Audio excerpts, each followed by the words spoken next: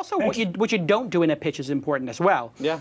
And what he didn't do in this pitch was he didn't bring up competitors. And he didn't say, oh my God, you know, we're better than Flickr for this reason. That always seems, you know what, when you start comparing yourselves to competitors, you've already lost. It's like when you're dating a girl and you're like, listen, I'm better than that other guy and here's why. Unless there's a caveat to that, which let me is hear the caveat. When the person inevitably that you're pitching to, you know, and you've pitched it 10 times, and all 10 times their first question is, what about your competitor? Yeah. So if it's if it's unnecessary, then you don't have to do it. But if it is, if you were going to launch, but that does happen in a lot of cases.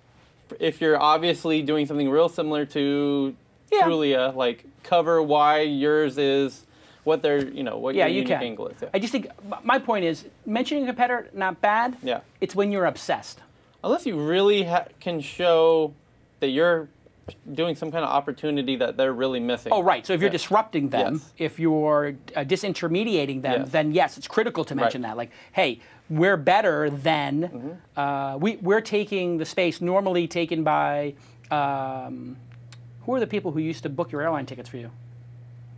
Travel agents? Travel agents. Yes. I haven't talked to one in so long. I forgot what they were called. Right. But if you're saying, hey, I'm going to get rid of travel agents, sure, mention travel agents. Right.